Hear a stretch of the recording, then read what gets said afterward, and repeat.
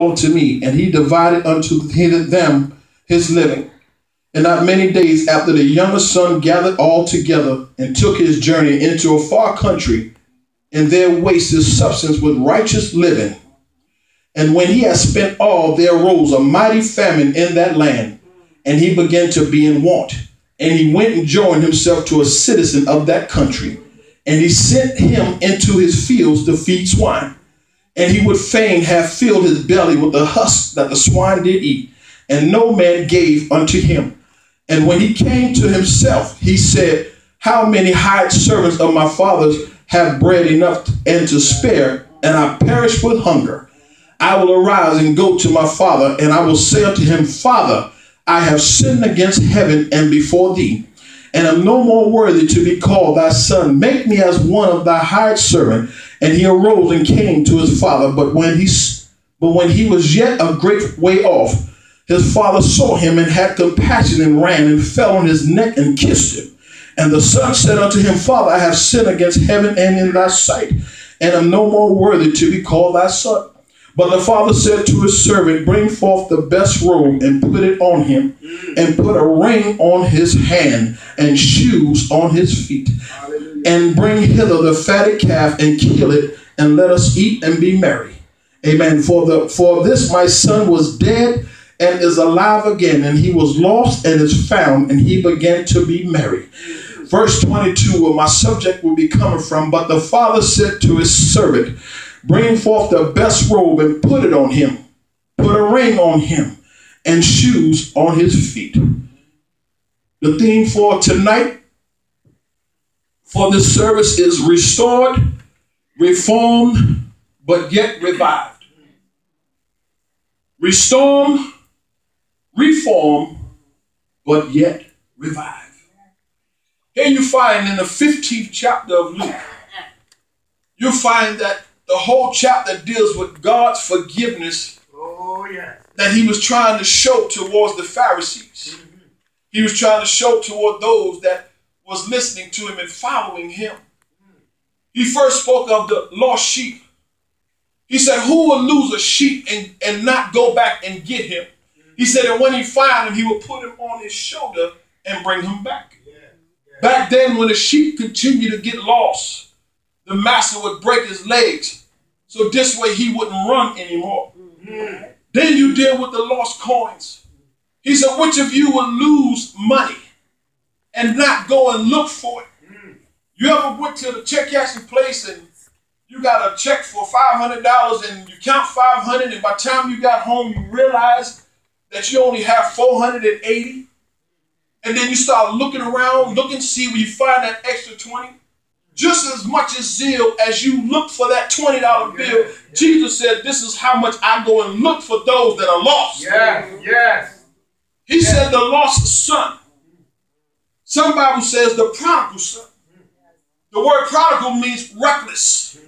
That means that you live a reckless life. That's right. This young man, he decided that he wanted to live on his own. The inheritance that he had was not supposed to be given to him until the father had passed away. But he wanted it now. Hallelujah. There's some folks got inheritance, they can't wait till you die because they want the inheritance now. Hallelujah. So the father, because he's so loving, he gave it to him. Because he knew that it belonged to him, but he could not wait for it. A lot of us can't wait for God to do something for us, and we want it now, and then it becomes shipwreck. Stay in your lane, as Bishop said a few months ago. If you stay in your lane, then you will be able to know the will of God for your life. Yes, sir. But when you become reckless, it's because you're not in the will of God. Lord Jesus. He gave it to him, and he didn't even bother to question what he was going to do with it. And it's amazing how when you want to live your own life, you want to turn your back and go out of the church. You do everything you can to stay far away from the church. Yes, sir. Because you don't want nobody to see what you're doing. The Bible said that he spent his money on prostitutes. You know, today is the strip joint. Today is the exotic dancers. But they hookers on it down low. He spent his money on those things. He spent his money on wine. Everything he can think of. One thing about a black man, I have to say this: you give them money, they buy a car. They buy a car and jewelry. Yeah. All right. That's what they're gonna buy. Hallelujah. Women, you give them money, they're going shopping. Yeah. They're gonna get their hair did. They're gonna get some clothes, and they're gonna live on. Yes. But this man took this money, and he went and thought that he was able to survive by himself. Yes. Yes. And then he realized he became broke. There's folks that hit the lottery and they're broke today because of mismanagement of money. That's why Jesus said to pay your tithes and your offering, and I will put your blessings upon that. You ain't got to go play no numbers. You ain't got to go play no scratch off. You ain't got to go play no lottery. You ain't got to go gambling in the gambling joint. All you got to do is live right and pay your tithes and your offering. I know. You may not get what you want, but God said, I give you what you need. So he said, my God shall supply all my needs through his son, Jesus Christ. Yes, sir. So this man took the money, and he realized after he became broke, he realized he was sleeping with the pigs. I did some research on that. That man was eating the same thing the pigs was eating. Yes, Slop. See, this wasn't no type of place where they was getting organic stuff and where he was able to eat it. No, he was eating stuff that folks was throwing off their table and throwing it into the pig pen. The husk from the corn they was eating. Someone bit off a corn and threw it in the pig pen. He ate it. Now he's robbing the pig, but he just come to his senses. And when he came to his senses, he realized that when I was in my father's house, hallelujah, when I was with my father's house, I had a want for nothing. I had everything that I needed because God said that he had supplied my need. And then he turned around and he conjured up to himself. You know, sometimes you're trying to figure out what type of story you're going to give somebody when you done messed up. But he didn't know that the Father was so loving that the Father wasn't even worried about his story. The Father was just concerned that his son returned back to him. And the Bible said that when he returned, he was happy to see him. We're talking about restored, reformed, and revived. We're going to go to what is the best robe. He said to put the best robe upon him. The best robe means a garment of praise, the vesture of righteousness, the new life of an immortality with which it is the desire of penitent to be clothed. When Adam messed up, we want to go back to the Old Testament. The Bible said that God clothed Adam with skin. But Paul said, without the shedding of blood, there is no remission of sin. And to restore means to bring back, to reinstate. That's what God did to him. That's what Jesus was trying to show him, how to reinstate someone. When one was lost and now they found, you got to treat a backslider gentle. Because if you don't treat them right, they will leave and backslide again. But if you show them love, loving kindness have I drawn them. Loving kindness I'll treat them. And then you get to the ring. The ring means the signet in right hand must be the token. A special favor. Tell somebody I got favor with God. I got favor with God. No matter what I go through, I got favor with God. Nothing you can do to me, it can hurt me. Because I got favor with God. Of the giver and the solemn is calling. Of the election, prosperance, wealth, and heirs, and position. That means that the position that he had, God said, I will restore unto thee what the locusts and the cankerworm have destroyed. Don't think that you can just wipe me out. When God brings me back, I know that I can make it. When God brings me back, I know that my Redeemer lives. He restored my soul.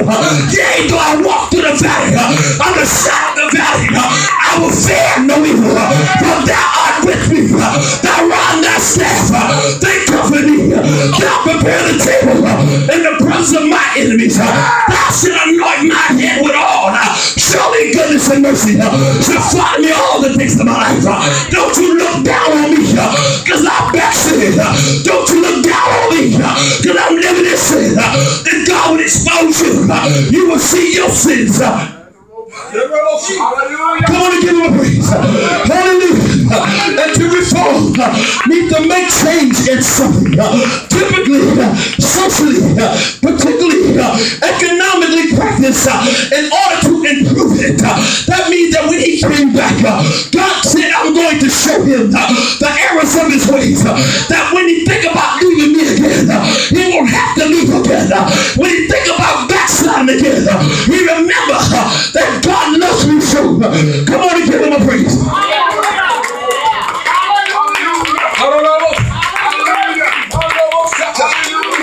Some folks, they're upset sometimes. When you come back into the house of God, they know that you had a good position in the church. And one thing that I want you to do, they want you to start off from the bottom back up.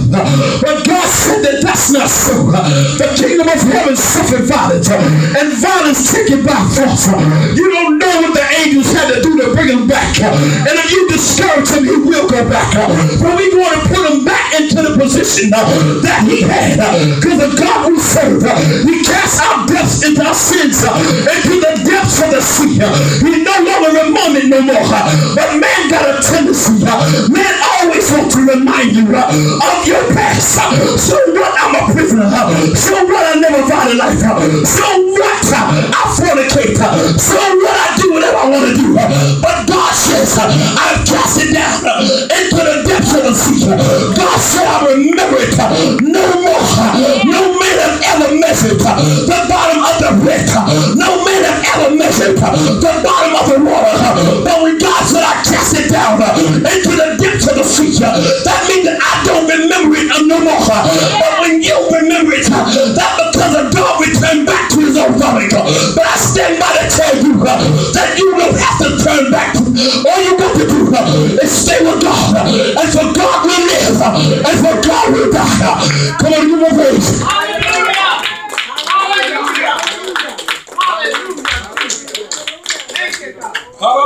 Hallelujah. To revive means to restore a conscience, restore to life. That means that this man was dead, but now he alive again. Once you leave Christ, you are dead. You're a walking dead man. You're not dead in the flesh, but you're dead in the spirit. God said he would not commune with sinners, but he would always prompt you to come back to him. He said to put on the best shoes. You know, sometimes when you go places, you want to put the best shoes on. You want to look good and smell good. But the shoes represent the preparation of the gospel. The shoes represent that when I'm walking with God, every step I take is on holy ground. Every step I make is on holy ground. If I'm sitting in the living room, I'm on holy ground. If I'm driving my car, I'm on holy ground. If I'm walking through the devil's camp, I'm on holy ground. How many holy ground people that will put on the new shoes of God, that will be restored, that be revived, that be restored in the name of Jesus. Come on and give him a praise.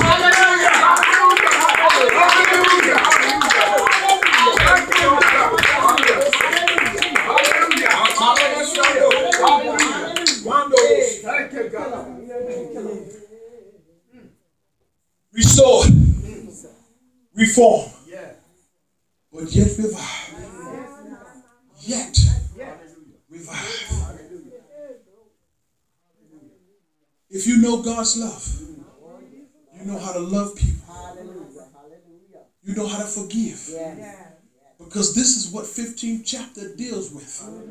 It deals with forgiveness, restoration, reformation, and reviving. And then if you go a little further, you see the older brother was hating. He got mad. He said, this was your brother. You can have anything you want to. Haters would hate you in the church. Haters in the church too. Oh, yeah. Oh, yeah. Oh, yes. Haters are in the church. Yes. Oh, yeah. Yes.